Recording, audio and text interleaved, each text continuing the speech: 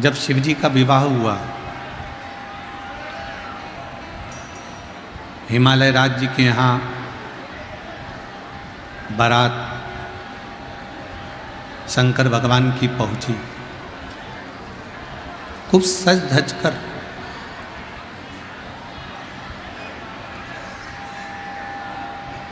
और बारात भगवान शिव की जब चली,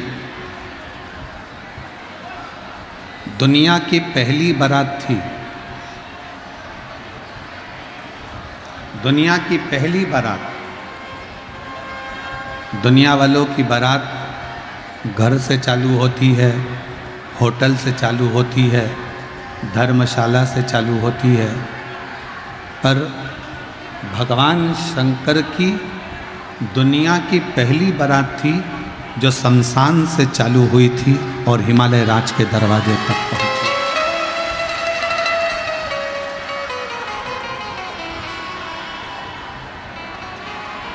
और कितना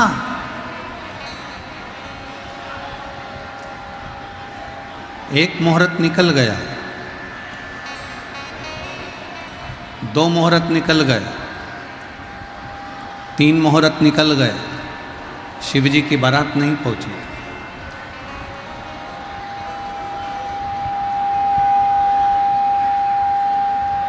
मुहूर्त पर मुहूर्त निकलते गए और भगवान शंकर की बारात नहीं पहुंची।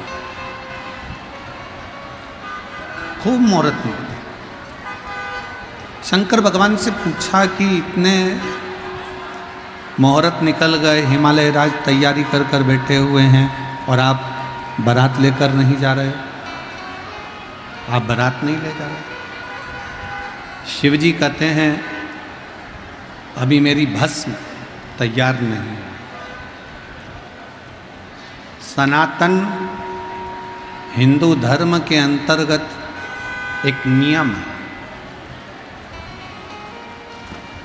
आप यदि कोई अच्छे कार्य के लिए जा रहे हो, भरा हुआ कलश कोई लेकर दिख गया तो शुभ होता है। गाय अपने बछड़े को दूध पिलाए, वहाँ से निकल कर जा रहे हो तो शुभ होता है। और यहाँ तक भगवान शंकर बारात लेकर जा रहे हैं और सामने से अर्थी निकलती हुई दिखी तो शिवजी की बारात आगे बढ़ी। शिव महापुराण की कथा कहती है आप कोई शुभ कार्य के लिए जा रहे हो, कोई अच्छे कार्य के लिए जा रहे हो और सामने से मान लो कोई अर्थी भी नजर आ जाती है तो समझ लेना कि तुम्हारा कार्य सफल हो जाएगा, तुम्हारा कार्य श्रेष्ठ है। जरा विचार करिए, कई माताएं कहती हैं कि गर्भ धारण कर लो तो शंकर जी के मंदिर मत जाओ, कोई कहता है कि गर्भित हो गई तो शिव जी को लोटा भर के जल मत चढ़ाओ, गर्भ में बच्चा है तो मंदिर मत जाओ। ना जाने किस किस ने क्या क्या कह दिया।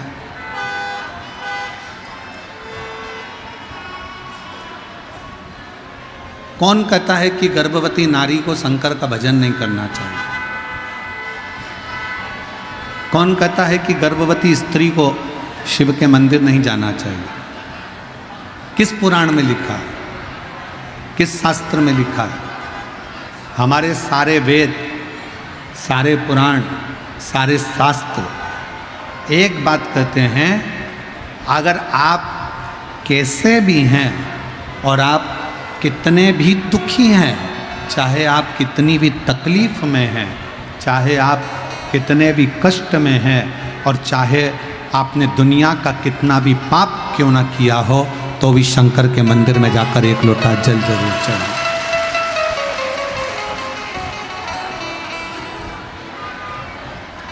उसके मंदिर में जाओ, जल चढ़ाओ, उसको प्रणाम करो, उसको नमन करो, उसको चरणार विंद में दोक लगाओ। कौन कहता है कि शिव के मंदिर में गर्भवती नारी शिव के मंदिर ना जाए, गर्भ अवस्था है तो शंकर के मंदिर मत जाओ, तकलीफ में हो तो शिव के मंदिर जाओ। फिर किसी ने कहा लोग कहते हैं गुरुजी कि भगवान से कुछ मांगना नहीं चाहिए।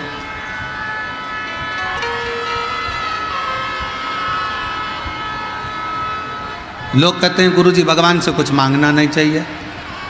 अब वो दुनिया की तो आदत है, कुछ भी कहते रहेंगे कि भगवान से मत मांगो, भगवान से क्यों मांगते हो, भगवान को तो देना चाहिए, भगवान से लेना नहीं चाहिए। पर शिव महापुराण की कथा कहती है, लोग कहते हैं भगवान से मत मांगो, भगवान से मांगोगे तो भिखारी कहलाओगे, भिक्षुक कहलाओगे। एक बात मेरी बिहार की जीजियों से पूछूं, उत्तर दीजिएगा। और मेरे बिहार के जीजा, मेरे बिहार के बेटा बेटी सब उत्तर देना। मम्मी पापा से, अपने घर के माता पिता से बेटा बेटी कुछ मांगते हैं तो भिखारी कहलाते हैं क्या? जम के बोलो जरा। बहन भाई से कुछ मांगे और भाई बहन से कुछ मांगे तो क्या भिखारी कहलाएगा? जम के बोलो। नहीं।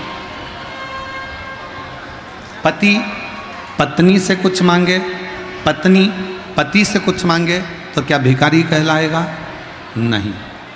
जैसे पति पत्नी एक दूसरे से कुछ मांग रहे हैं तो वो भिखारी नहीं कहलाते, बहन भाई एक दूसरे से कुछ मांग रहे हैं तो भिखारी नहीं कहलाते, बच्चा अपने माता पिता से कुछ मांगता है तो भिखारी नहीं कहलाता।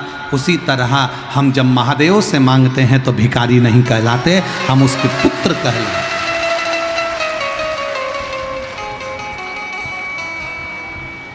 हम उसकी संतान हैं, हम उसकी औलाद हैं। और शंभु शरणे पड़ी मांगू घड़ी रे घड़ी, दुख दया करी न दर्शन। ओ शंभु शरणे मांगू घड़ी रे दुख दया करीन दर्शन। जैसे माँ बाप से मांगने पर बच्चा भिखारी नहीं कहलाता, हक से मांगता है। ये मेरे मम्मी है, ये मेरे पापा हैं, ये मेरे पिताजी हैं, ये मेरी माँ है, हक से मांगता है, हक से। उसी तरह भगवान से मांगने में, आप अगर भगवान शंकर के पुत्र बन गए, आप अगर भगवान शंकर की पुत्री बन गई, आपने दिल से शिव जी को अपना पिता मान लिया, भगवान शंकर को अपना पिता मानकर, पापा मानकर, माँ जगत जननी दुर्गा को, भवानी को अपनी माँ मानकर, मैया मानकर अगर आप प्यार करते हो, शिव से प्रेम करते हो, शंकर से हृदय से स्नेह करते हो, तो ये निश्चित है तुम्हारे दुख को देखकर देवाधिदेव महादेव भी दुखी हो जाते। ये निश्चित है।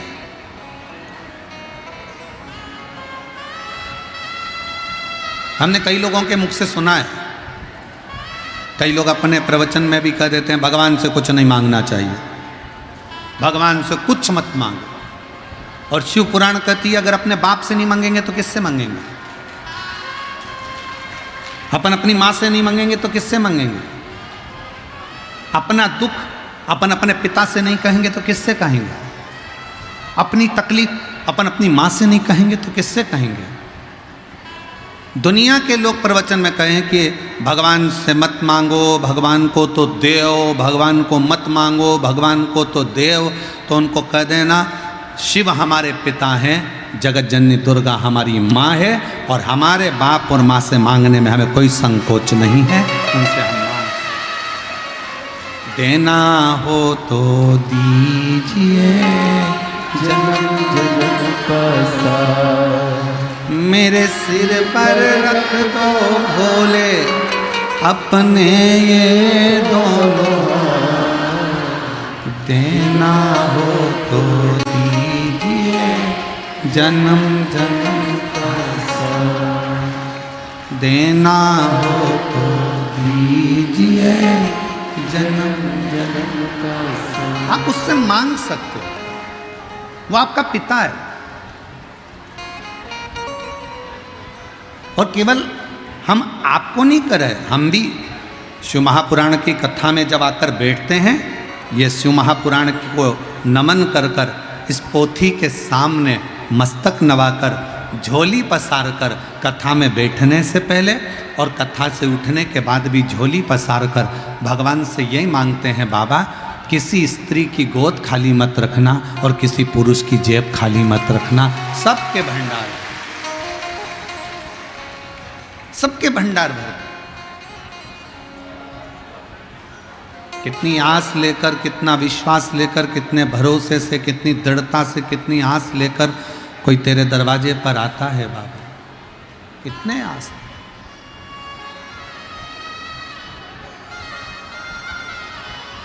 कोई कितना विश्वास लेकर तेरे पास में आता है बाबा, और तू उसकी झोली ना भरे तो ये कहां का बाबा। खूब प्रेम करो शिव जी से, खूब प्यार करो भगवान शंकर से, खूब स्नेह करो मेरे बाबा से, अपना बाप मानकर, अपना पिता मानकर। महाराज,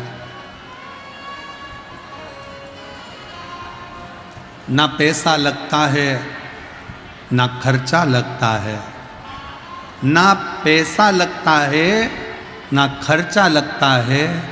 श्री शिवाय नमस्तुभ्यम बोलिए, जीवन में अच्छा लगता है। तो बोलते, इसमें ना आपका धन लगना है, ना पैसा लगना है, ना कोई खर्चा लगना है। केवल शिव नाम का जाप करो, एक लोटा जल लेकर महादेव के मंदिर में रोज जाओ, अपना घर का दरवाजा छोड़कर प्रणाम कर कर श्री शिवाय नमस्तुभ्यम बोलते हुए मंदिर में प्रवेश करो। जल चढ़ाते समय बाबा से अपने दिल की बात कहो और बाबा से झोली पसार कर विनय कर कर फिर आओ, फिर आओ, निवेदन कर। श्री शिवाय नमस्तुभ्यम, श्री शिवाय नमस्तुभ्यम, श्री शिवाय नमस्तुभ्यम, श्री शिवाय नमस्तुभ्यम। सब बोलिए, श्री शिवाय नमस्तुभ्यम, श्री शिवाय नमस्तुभ्यम, श्री शिवाय नमस्तुभ्यम, श्री शिवाय नमस्तुभ्यम। तुम जितने दिल से बाबा से प्रेम करोगे, प्रेम का मतलब क्या होता है?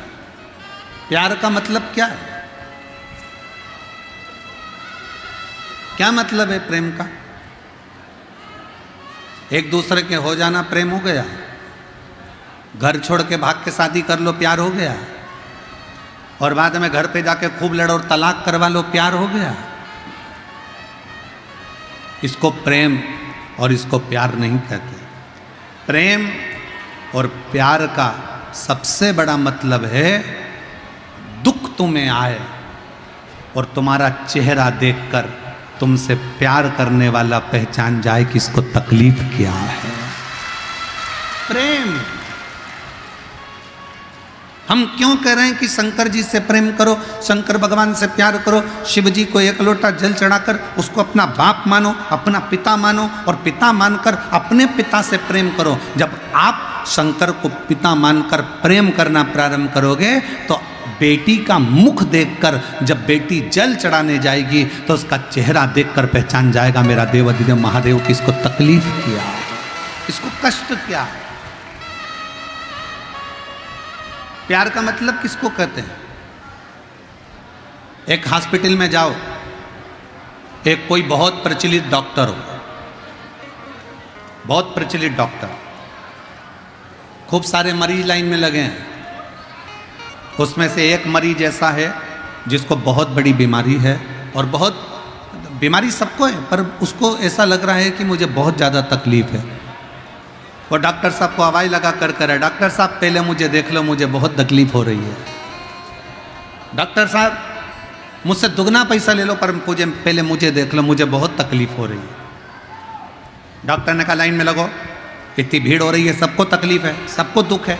अब हॉस्पिटल में तो सभी लाइन में आए, सबके दुख हैं। फिर वो आगे आया, डॉक्टर साहब मुझे देख लो, मुझे तकलीफ है। डॉक्टर ने कहा लाइन में लगो, ये सबको तकलीफ है, लाइन में लगो। इतने में एक कोई व्यक्ति आया, डॉक्टर उसको देखकर खड़ा हो गया, गले लगाया, बिठाया, कुर्सी दी। कैसे हो? बस क्या बात है, तेरा चेहरा उतरा है, ला मैं बीपी नाप देता हूँ। डॉक्टर ने उसका बीपी नापा, शुगर है तेरे को, सावधानी रख।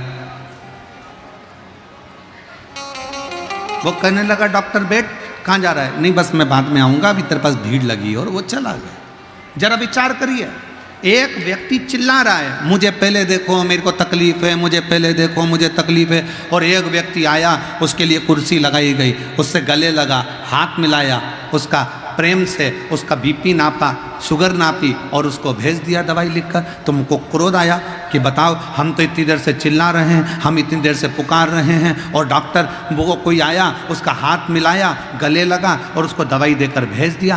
क्यों ऐसा? किस लिए? क्योंकि डॉक्टर का प्रेम उस व्यक्ति से था, उस व्यक्ति का प्रेम डॉक्टर से था, तो इतने लाइन में लगे थे, सबको छोड़ दिया। पहले जिससे प्रेम था उसको देखा गया, पहले जिससे प्रेम था उससे देखा गया। तुम जिस दिन मेरे देवाधिदेव महादेव से प्रेम कर लोगे, तुम जिस दिन मेरे शंकर से प्यार कर लोगे, तुम जिस दिन भगवान शंकर को अपना पिता मानकर स्नेह में डूब जाओगे, प्यार करना, प्रेम करना प्रारंभ कर लोगे, उसी दिन लाइन भले कितनों की लगी हो, सबसे पहले फाइल तेरी निपट जाएगी और बाबा तेरे ऊपर कृपा कर। कोई भी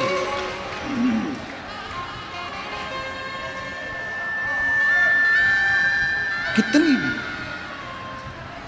और मेरे भोले तेरा सहारा है, मेरे भोले तेरा सहारा है, मेरी नैया का तू किनारा, मेरी नैया का तू किनारा, मेरे बाबा तुझे पुकारा है, मेरे बाबा तुझे पुकारा,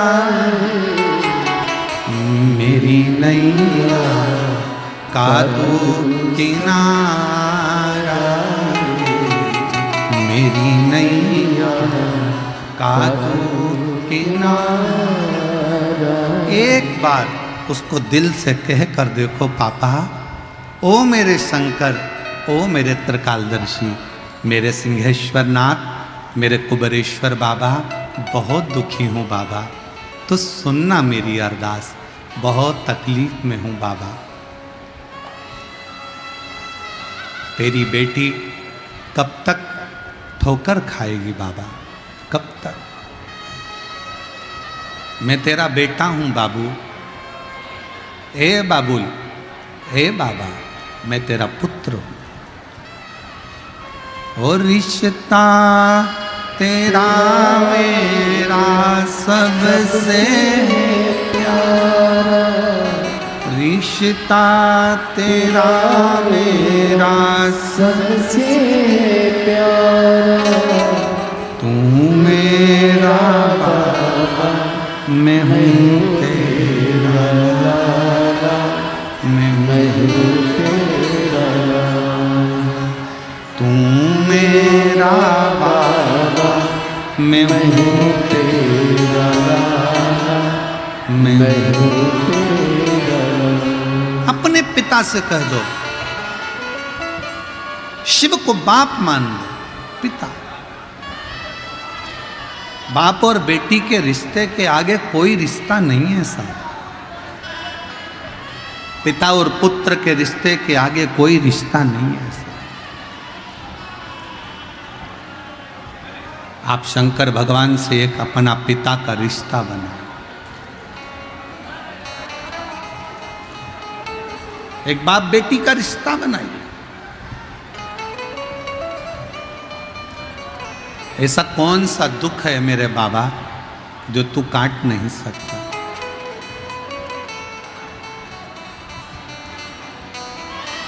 आज एक बात कहेंगे, हो सकता है कि लोगों को बुरा लग जाए हमारी बात का, क्योंकि हमारी बात का जरा दुनिया के लोगों को बुरा बहुत जल्दी लगता है।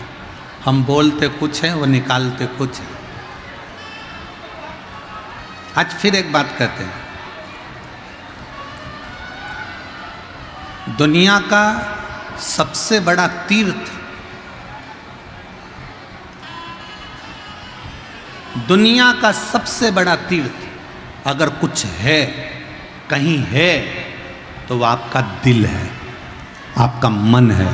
उसके आगे कोई तीर्थ नहीं है। दुनिया का सबसे बड़ा तीर्थ है आपका दिल, दुनिया का सबसे बड़ा तीर्थ है आपका मन। क्योंकि जिसका मन अच्छा होता है उस व्यक्ति के सानिध्य में ही कहीं ना कहीं तीर्थ का निर्माण हो जाता है। जिसका दिल अच्छा, जिसका मन अच्छा,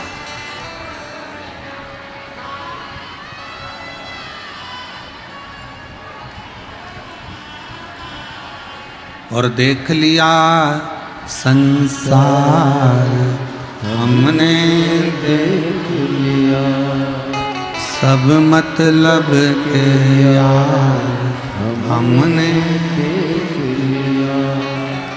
झूठे नाते झूठे रिश्ते, झूठे नाते झूठे रिश्ते, अरे झूठा है संसार हमने देख लिया, सब मतलब किया हमने देख लिया। दुनिया का सबसे बड़ा तीर्थ, कोई तुमसे पूछे, कोई पूछे तुमसे कि दुनिया का सबसे बड़ा तीर्थ कौन सा है, हम किस तीर्थ में जाएं, दुनिया का सबसे बड़ा तीर्थ कौन सा है, आप उत्तर दे देना। दुनिया का सबसे बड़ा तीर्थ है आपका अच्छा दिल, अच्छा मन। जिसका मन पवित्र होता है सारे तीर्थ उस मन में आकर बस जाते हैं।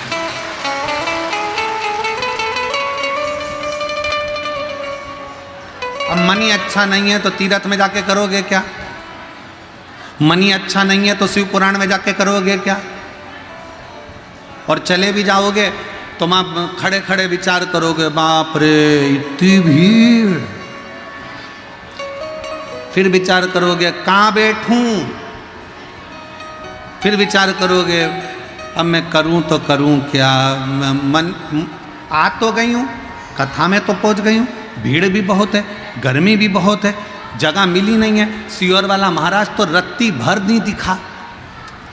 आप लोग तो फिर भी पंडाल में बैठे हो तो आपको एलईडी पर सामने दिख भी रहे होंगे, पर जितने अंदर हैं फिर निवेदन करूंगा, आज कम से कम 8 से 9 लाख शिव भक्त इस सिंहेश्वर के धाम में हैं।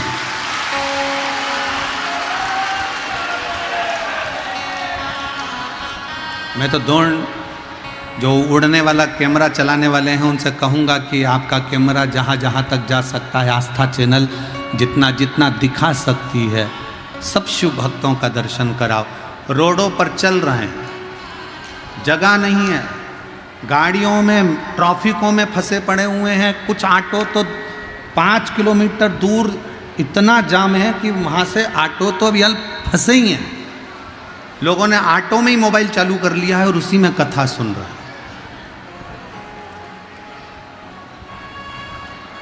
और देख लिया संसार हमने देख लिया, सब मतलब शिव तत्व किसको कहा? एक विश्वास, जिसका दिल निर्मल है, जिसका मन पवित्र है, जिसका मन शुद्ध है, समझ लो सारे तीर्थ धाम आपके चरणों में। हे गुरुदेव प्रणाम आपके चरणों में। सारे तीर्थ धाम आपके चरणों में। हे भोलेनाथ प्रणाम आपके चरणों में। सारे तीर्थ, जब आपका मन पवित्र है, जब मन निर्मल है, जब मन साफ है, तो सारे तीर्थ आपके हृदय में निवास करते हैं। शिव जी का विवाह हुआ, भगवान शंकर का जब विवाह हुआ, विदा ले लेकर सब जाने लगे। पृथ्वी की जितनी पवित्र पवित्र नदियां थी, सब शंकर जी के सामने आकर खड़ी हो गई। सारी नदियां, जितनी पवित्र नदियां,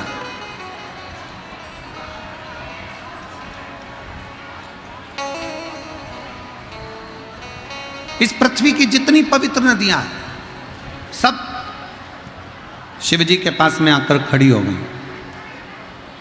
बाबा देवादिदेव महादेव ने पूछा, क्या बात है? गंगा, यमुना, सरस्वती, कावेरी, मंदाकिनी, नर्मदा, क्षिप्रा, सरयू, जितनी पवित्र नदियां हैं, सब।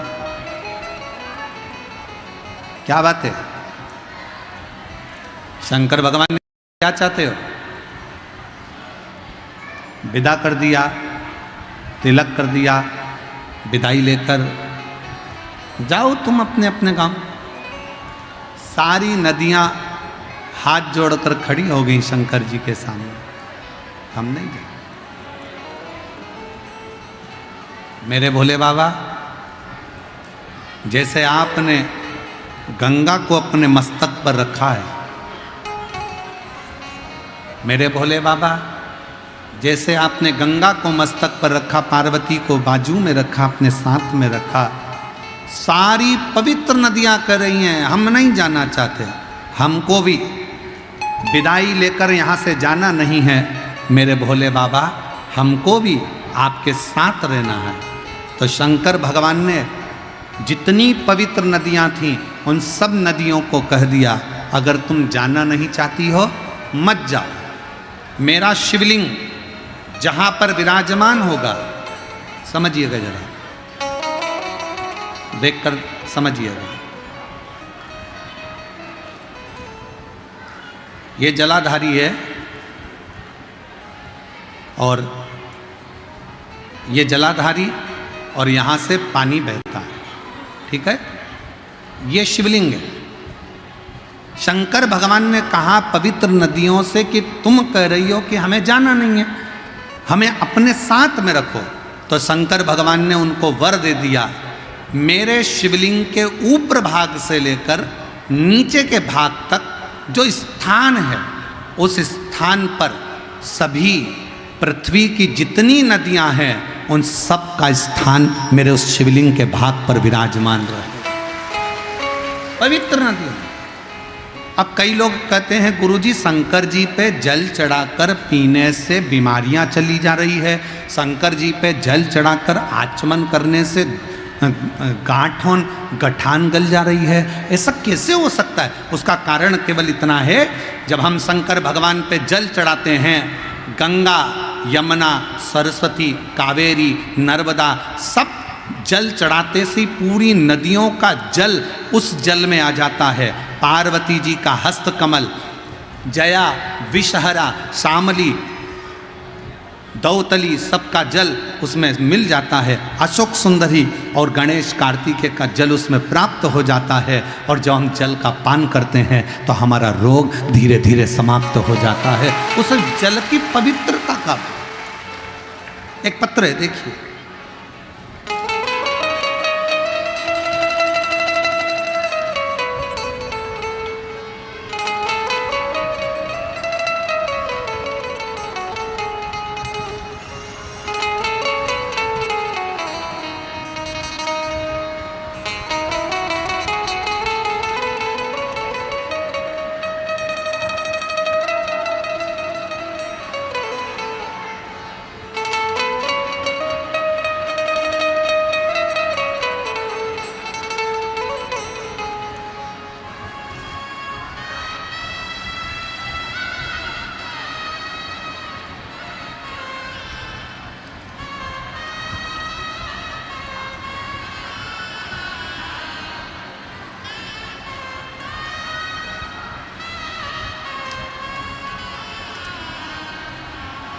मेरा नाम ममता कुमारी है।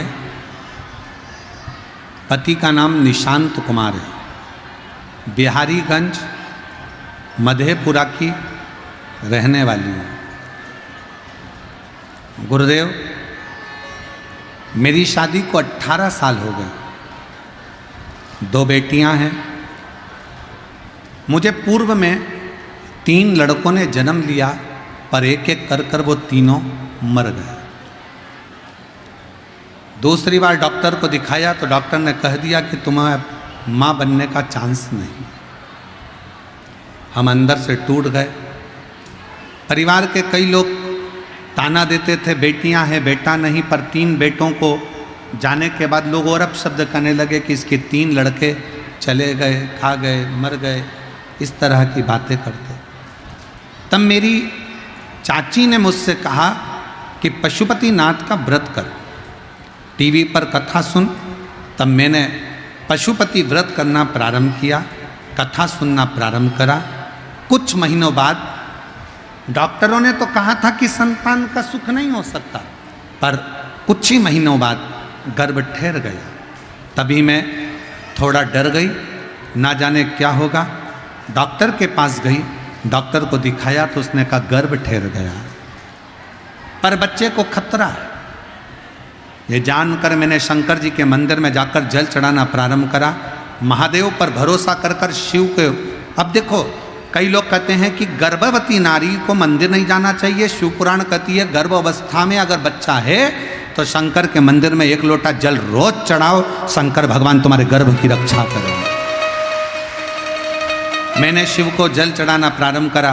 बाबा की ऐसी कृपा हुई, 22 दिसंबर 2024 को स्वस्थ पुत्र ने जन्म लिया और मेरे बाबा ने मेरे ऊपर कृपा करी। शिव कृपा का फल क्या? एक पत्र और अच्छा।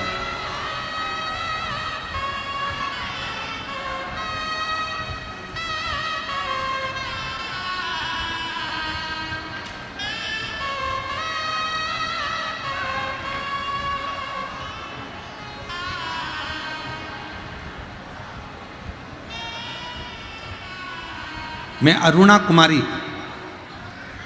पति मिथुन कुमार, घर मनिहारी, तांती टोला, जिला कटिहार, राज्य बिहार, मोबाइल नंबर ये है।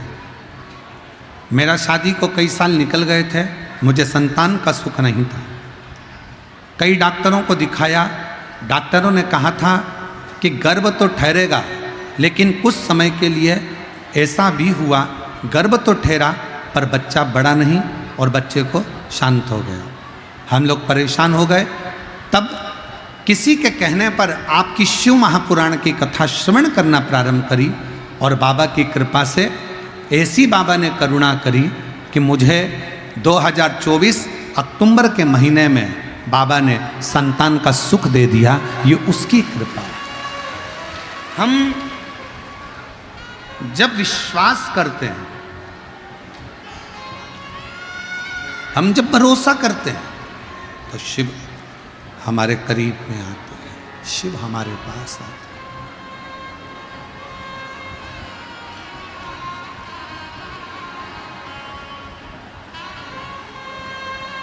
एक संबंध शिव से जोड़िए, एक संबंध भगवान शंकर से जोड़िए, एक संबंध भगवान से जोड़ने का प्रयास करिए। कई ऐसे भी हैं जो भगवान से संबंध जोड़कर भी भगवान के नहीं हो पाए। जैसे एक बार भगवान शंकर नेत्र बंद करके बैठे थे।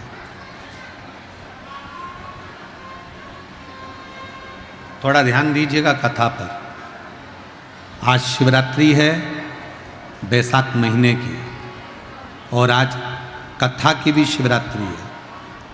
कल कथा सुबह 8 बजे से 11 बजे तक हो जाएगी। सब अपने अपने घर को चले जाएंगे। कथा का कल समापन हो जाएगा, विराम हो जाएगा। फिर कथा 1 मई से 7 मई तक विद्याधर नगर स्टेडियम जयपुर में प्रारंभ हो जाएगी, 1 बजे से 4 बजे तक, राजस्थान में। थोड़ा ध्यान लगाकर सुनिए। 2 बार भगवान शंकर ने नेत्र बंद करे और दोनों बार भगवान शंकर के नेत्र बंद करने से कुछ ना कुछ प्रकट हुआ। एक बार नेत्र बंद करा मेरे भगवान शंकर ने तो नयन के अश्रु से रुद्राक्ष प्रकट हुआ। क्या प्रकट हुआ? जम के बोलो जरा, रुद्राक्ष। दूसरी बार नेत्र बंद करे मेरे भगवान शंकर ने तो एक बालक ने जन्म लिया, जिस बालक ने अपनी आंखें नहीं खोली, रोता रहा। पार्वती जी ने देखा कि छोटा सा बालक है तो मां जगतजननी जगदम्बा ने उसको गोदी में उठाया, अपना पुत्र मान। मां दुर्गा भवानी ने, मां जगतजननी जगदम्बा ने उसको अपना पुत्र मानकर उसको गोदी में उठा लिया, गोदी। और पार्वती जी ने देखा कि ये नेत्रों से देख नहीं रहा। पार्वती जी ने देखा कि ये नेत्रों से देख नहीं रहा, ये नेत्रों से देख नहीं रहा है, तो ऐसा लगा कि ये आंख से अंधा है, नेत्र से विहीन है, आंख से अंधा। पार्वती जी ने उसका नाम अंधकासुर रख दिया। क्या नाम रखा? अंधकासुर। 2 बार मेरे देवादित्य महादेव ने नेत्र बंद करे, एक बार नेत्र बंद करा तो रुद्राक्ष प्रकट हुआ। 1 मुखी से लेकर 14 मुखी तक रुद्राक्ष का वर्णन शिव महापुराण में है। 1 मुखी से लेकर 21 मुखी तक रुद्राक्ष का वर्णन स्कंद पुराण में।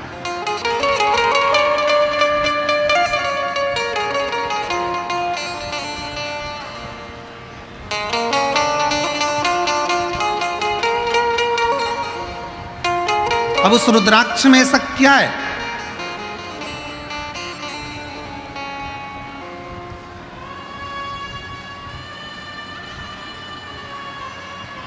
केवल जिस रुद्राक्ष को हम सीहोर से लेकर आते हैं, कुबरेश्वर बाबा के धाम से लेकर आते हैं, तांबे के कलश में उसको गलाते हैं और पानी को शंकर जी पे चढ़ाकर उसका आचमन करते हैं। जिसके शरीर पर रोग होता है, तकलीफ होती है, कमर में, घुटने में या शरीर में कहीं ना कहीं दर्द होता है, तो वो गले में धारण करते हैं। स्त्री हो, पुरुष हो, बेटी हो, बेटा हो, सब रुद्राक्ष को धारण कर सकते हैं। सब।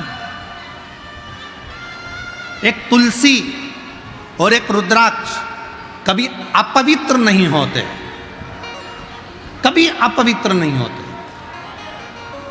कई लोग कह देते हैं रुद्राक्ष को शमशान में चले गया, अपवित्र हो गया। कई लोगों ने कह दिया रुद्राक्ष वहां चले गया, अपवित्र हो गया। तुलसी की माला अपवित्र हो गई, तुलसी अपवित्र हो गई। तुलसी और रुद्राक्ष कभी अपवित्र नहीं होते। तुलसी और रुद्राक्ष तो जो अपवित्र है उसको भी छू ले तो पवित्र कर देते हैं, उसको भी पवित्र कर देते।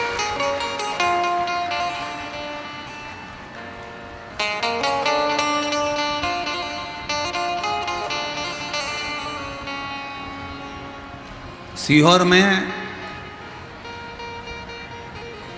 जिस रुद्राक्ष को आप लोग लेकर आते हो, वहां से झोली पसार कर मांग कर कंकर शंकर की भूमि पर पहुंचकर रात्रि विश्राम कर कर सुबह बाबा से जल चढ़ाकर प्रार्थना कर कर रोग मुक्ति के लिए लोग, शरीर कष्ट से निवारण के लिए लोग रुद्राक्ष लेकर आते हैं। रुद्राक्ष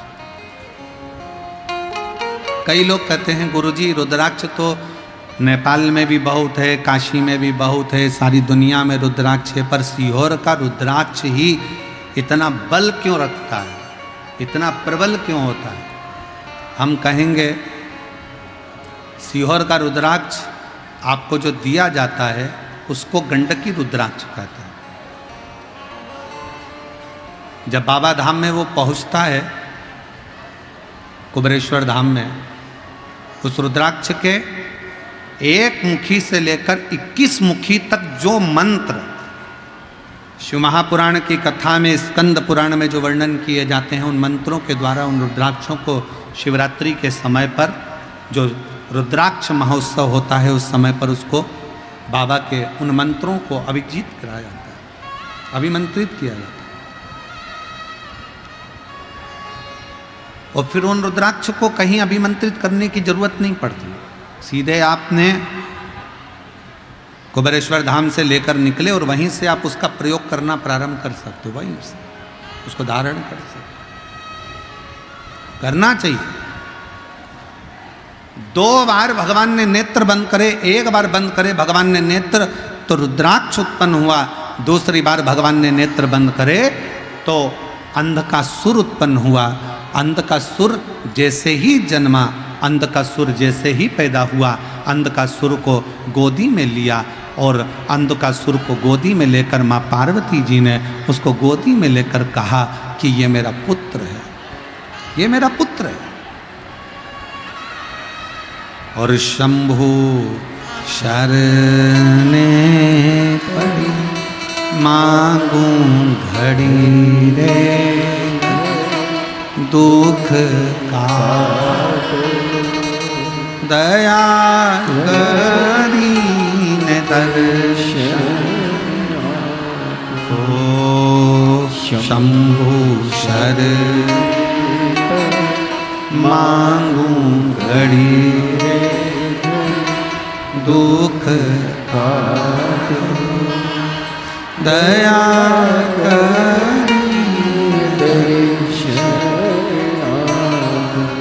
पार्वती जी गोदी में लेकर उसको एक पुत्र का भाव देने लगे। पार्वती जी ने उसको गोदी में लिया और अपना बेटा मानने लगे। और शिव जी कह रहे हैं पार्वती सुनो, इस अंधकासुर को समुद्र में डाल दो, फेंक दो इसको समुद्र के अंदर। पार्वती जी बोली प्रभु आपके नेत्र बंद करने से रुद्राक्ष का पौधा उत्पन्न हुआ, रुद्राक्ष उत्पन्न हुआ, उसको तुमने अपने गले में धारण कर लिया। रुद्राक्ष का पौधा उत्पन्न हुआ, रुद्राक्ष उत्पन्न हुआ तो तुमने उसको अपने गले में धारण कर लिया। और नेत्र बंद करने से जो अंधकासुर उत्पन्न हुआ उसको समुद्र में फेंकने की बात कहते हो, समुद्र में डालने की बात कहते हो। ये कहां की रीति है? शिव जी कह रहे हैं पार्वती सुन,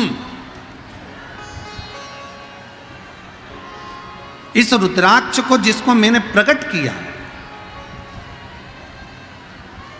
कलयुग में, कलिकाल में, जिस रुद्राक्ष को मैंने नेत्र बंद कर कर खुद ने प्रकट करा, इस अंधकासुर को मैंने प्रकट नहीं किया। ये अंधकासुर तो तुमने आंखों पर हाथ रखा, नेत्र मेरे बंद करे, अपने हाथों से जब तुमने नेत्र बंद करे तब जाकर जो बालक प्रकटा वो अंधकासुर हुआ। इसको मैंने प्रकट नहीं करा है।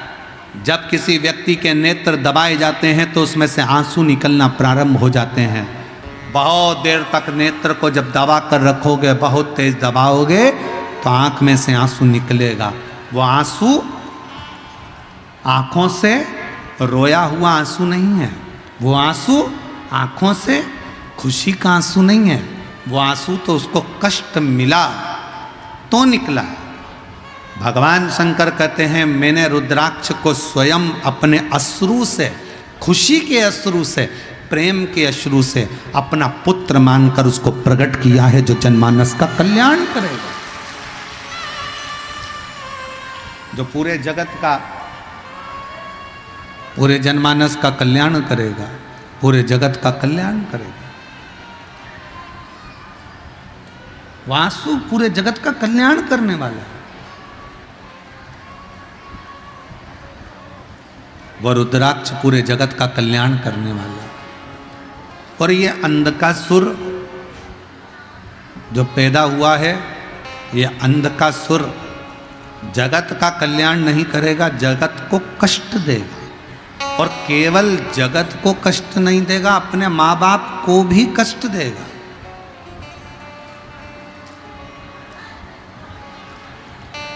और सुनिए कथा, बिहार की जितनी मेरी जीजियां बैठी हैं और जितने मेरे जीजा बैठे हैं और जितनी मेरी बेटियां बैठी हैं, जितने मेरे भाई बैठे हैं, जितने मेरे पिता, जितनी मेरी माताएं बैठी है, भगवान शंकर से अगर औलाद मांगना, भगवान शंकर से अगर बच्चा मांगना, भगवान शंकर से अगर पुत्र मांगना, तो शंकर जी को पहला शब्द कहना, बाबा हमको औलाद ऐसी देना जो हमारे बुढ़ापे में हमारी सेवा कर ले, ऐसी मत देना कि हमें वृद्धाश्रम में ले जाकर छोड़ दे।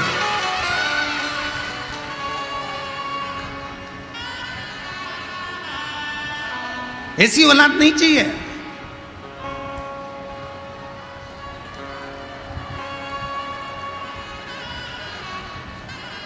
और आज कहने में संकोच नहीं होगा, बिहार की धरा से, बिहार की पवित्र भूमि से, सिंहेश्वर महादेव के इस पावन चरणों में बैठकर एक बात कहना चाहूंगा। कहीं तुम्हें दान देने की जरूरत नहीं है। अगर तुम अपने माँ बाप को पेट भरकर भोजन करा रहे हो और उनकी सेवा कर रहे हो, तो कहीं दान देने की जरूरत नहीं। कहीं दान देने की जरूरत नहीं। अगर आप अपने माँ बाप का पेट भर रहे हो, माँ बाप को अच्छे से रख रहे हो, अपने बुजुर्ग माँ बाप की सेवा कर रहे हो, उनको दवाई दिला रहे हो, उनकी बुढ़ापे में अगर आप सेवा कर रहे हो, तो समझ लेना तुम्हें कहीं दान देने की जरूरत नहीं है। तुम अपने माँ बाप के चरणों में सेवा में उस दान को लगाओ, अपने माता पिता के सेवा में लगाओ।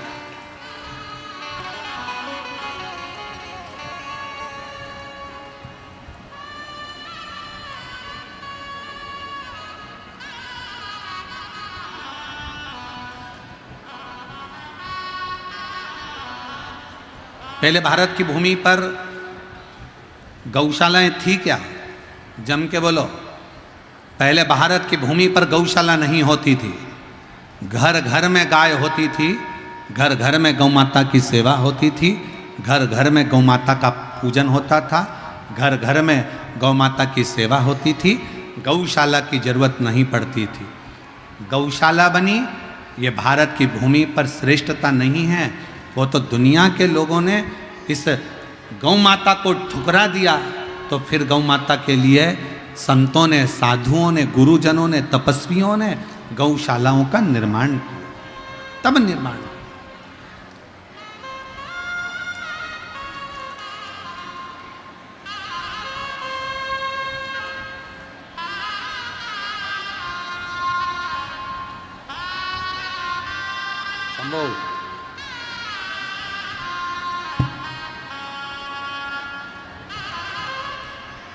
संभव। एक बार जोरदार ताली बजाकर स्वागत करें। बहुत सालों के बाद संतान का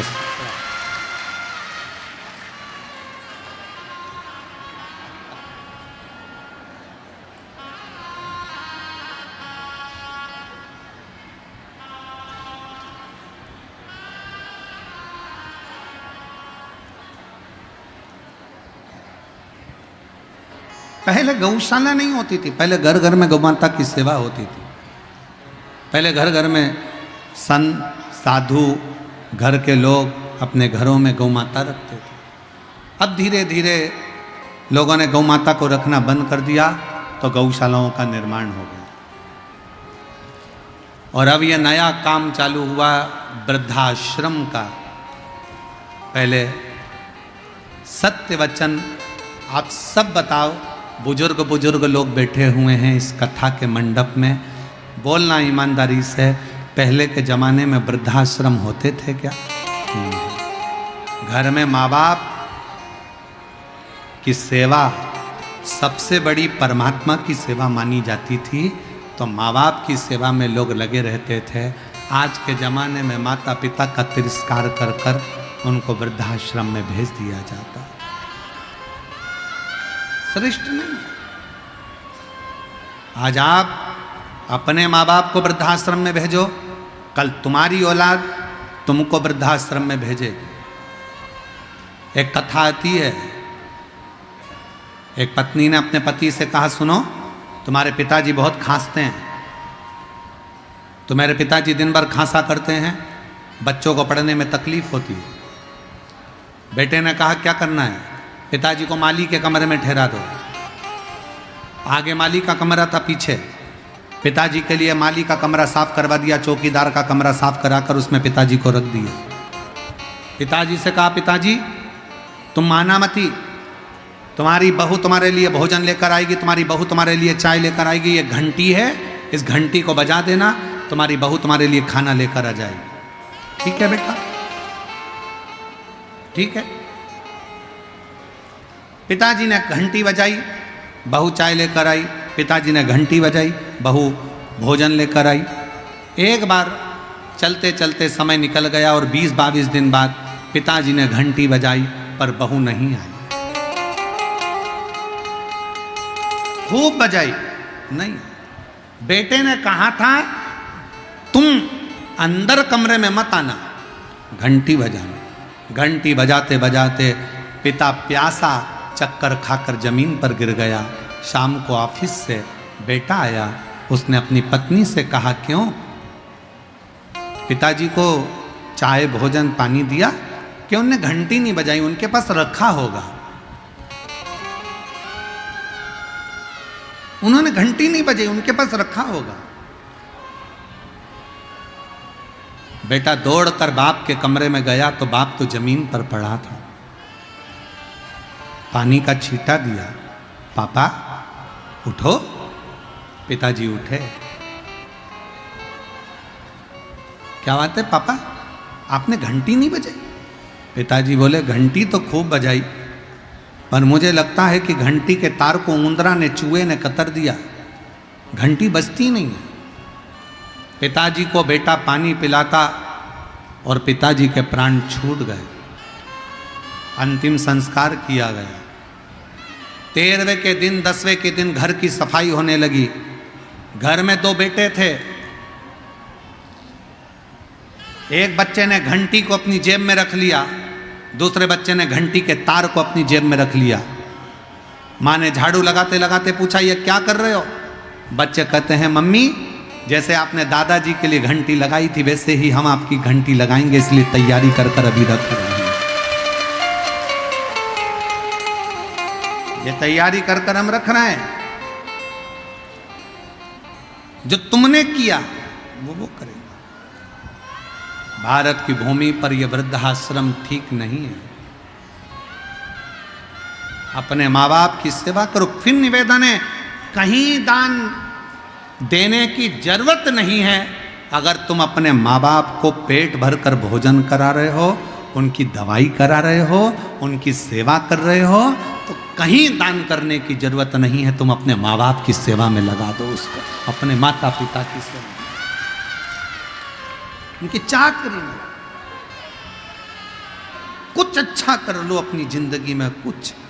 और मत बुरे कर्म कर बंदे वरना पछताएगा, भगवान की आंखों से तू बच नहीं पाएगा, तू बच नहीं पाएगा।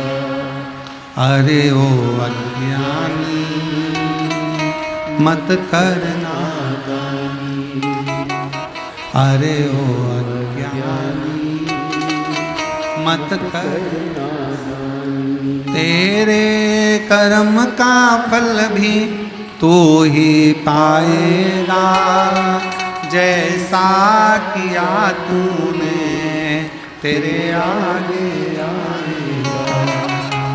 मत बुरे कर्म कर बंदे वरना पछताएगा, भगवान की आँखों से तू बच नहीं पाएगा, तू बच नहीं पाएगा। अरे ओ अज्ञानी मत करना। शिव जी कह रहे हैं पार्वती ऐसा पुत्र नहीं चाहिए जो संसार को कष्ट दे, ऐसा पुत्र नहीं चाहिए जो माँ बाप को कष्ट दे। भगवान से अगर संतान मांगना, भगवान से अगर औलाद मांगना तो कहकर मांगना, भगवान ऐसी संतान देना जो हमारे बुढ़ापे में हमारी सेवा करे और संसार में आकर कुछ अच्छा कर्म कर कर अपने जीवन को आनंदित करे, श्रेष्ठ कर्म।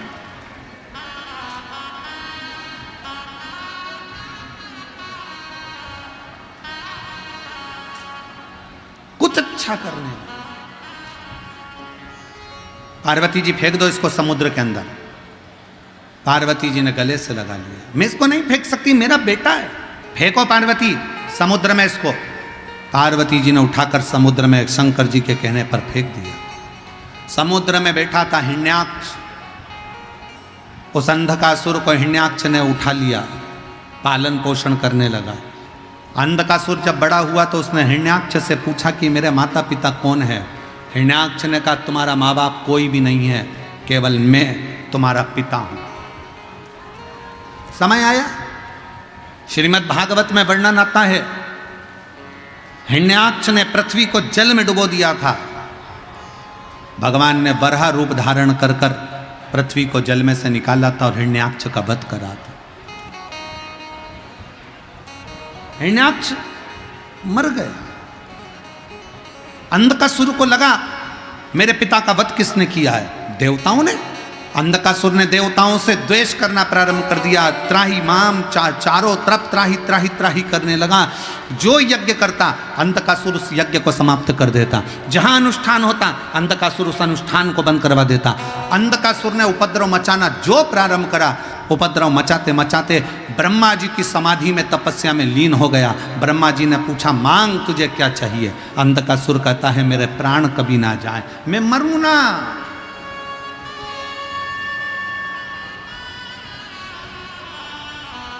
और ये आज की रीत नहीं है, पुराने समय से रीत चली आ रही। कोई मरना ही नहीं चाहता।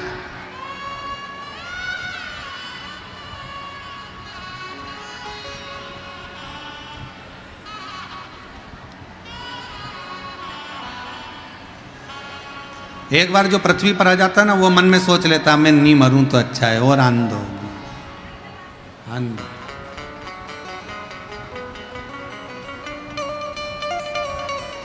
शिव महापुराण की कथा कहती है पैसे से ज्यादा प्रेम को जोड़ने का प्रयास करना। पैसे जोड़ के रखते हैं और गवर्नमेंट कभी भी बदल देती है, नोट चेंज। पर प्रेम जोड़कर रखोगे तो वो कभी नहीं बदलेगा, वो अंतिम समय तक काम आएगा, उसमें बदलाव नहीं आएगा। प्रेम जोड़िए, प्रेम। और बड़े बड़े नोट की तरह नहीं, चिल्लर की तरह जिंदगी जियो। बड़ा नोट कभी भी बदल सकता है, पर चिल्लर कभी नहीं बदलती। बड़ा नोट जेब में किसी किसी के होता है, पर चिल्लर सब्जी वाले से लेकर कबाड़े वाले तक, कबाड़े वाले से लेकर सोने चांदी वाले तक, सोने चांदी वाले से लेकर हीरे पन्ने वाले तक के पास में चिल्लर होती है। अपनी वैल्यू ऐसी बनाओ चिल्लर जैसी, जो तुम्हारे बिना किसी का काम ना चले और तुम्हें पहले आगे लिया। बड़े नोट की तरह नहीं।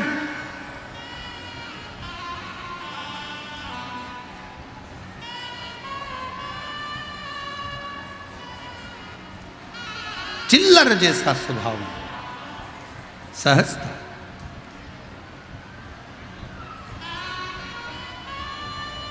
अंधकासुर ने तब किया, ब्रह्मा जी से वर मांग रहे हैं, मैं मरूं ना, मरना तो पड़ेगा। कितना ही प्रयास करो, कितनी भी बादाम खा लो तो भी मरोगे, एसी के कमरे में सो लो तो भी मरोगे, डनलप के गद्दे पे सोओगे तो भी मरोगे। गुलाब जामुन, इमरती, जलेबी, भजिया, पकोड़ा, जो तुम्हारी मर्जी पड़ जाए, लिट्टी चोखा तुम्हारी मर्जी पड़ जाए, कितना ही खा लो फिर भी मरना है। आलू के पराठे खा लो, चाहे गोभी के पराठे खा लो तो भी मरना है। कितना भी ब्यूटी पार्लर में सज लो तो भी मरना है। कितना भी अच्छा घूम लो तो भी मरना है। तो फिर जब मरना ही है तो रोके क्यों मरे? स्माइल देकर अपनी जिंदगी को खुश होकर जियो, फुल एंजॉय के साथ। जरा सा किसी ने कुछ कहा और रोने बैठ गए, तुम्हारे भाई ने ऐसा कह दिया, तुम्हारी मम्मी ने ऐसा कह दिया, तुम्हारे पापा ने ऐसा कह दिया, तुम्हारे काका ने ऐसा कह दिया। नहीं नहीं, आग लगे बस्ती में, अपन रहो मस्ती में, क्या किसको रोइए, चादर तान के सोइए। कहा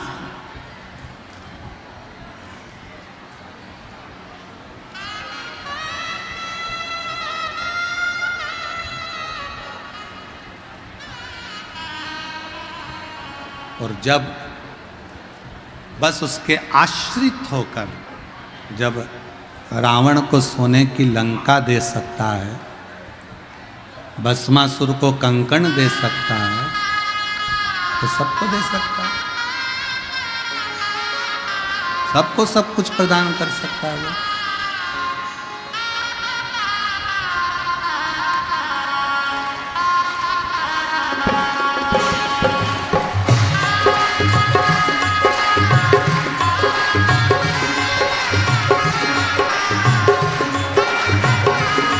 बड़े भाव से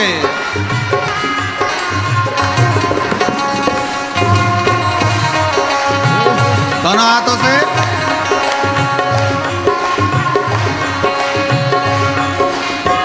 रावण को बाबा तूने लंका दिया है, रावण को बाबा तूने लंका दिया है, रावण को बाबा तूने लंका दिया है, रावण को बाबा तूने लंका दिया है, भस्मासुर को तूने कंकण दिया है, भस्मासुर को तूने कंकण दिया है। देखो आज भीड़ इतनी है कि तुम नाच भी नहीं पाओगे, तो एक काम करो, वहीं यूं यूं यूं यूं हो जाओ। अबे कहीं जा तो सकते नहीं, थोड़े भी हिल नहीं पाओगे क्योंकि जगह इतनी है नहीं, इसलिए वहीं की वहीं घूम लो बस, ऐसे ऐसे। रावण को बाबा तूने लंका दिया है, रावण को बाबा तूने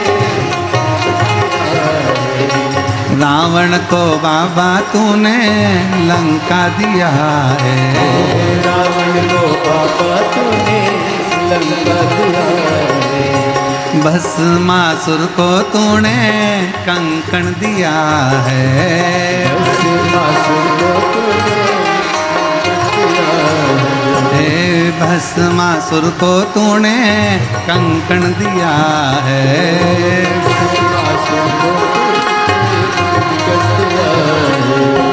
उसी ने तेरा पीछा किया भोले बाबा, उसी ने तेरा पीछा किया भोले बाबा, उसी ने तेरा पीछा किया भोले बाबा, उसी ने तेरा पीछा किया भोले बाबा, मत वाले रखवाले, मत वाले रखवाले, बमा बम भोले शंकर, गले में नाग भयंकर, बमा बम भोले शंकर, गले में नाग भयंकर, ओ बमा बम भोले शंकर, गले में नाग भयंकर, बमा बम भोले शंकर, गले में नाग भयंकर, विपदा हमारी हर लो त्रिपुरारी भोले बाबा, विपदा हमारी हरि लो त्रिपुरारी भोले बाबा, विपदा हमारी हर लो त्रिपुरारी भोले बाबा, विपदा हमारी हरि लो त्रिपुरारी भोले बाबा, मत वाले रखवाले, मत वाले रखवाले, बमा बम भोले शंकर, गले में नाग भयंकर, बमा बम भोले शंकर, गले में नाग भयंकर,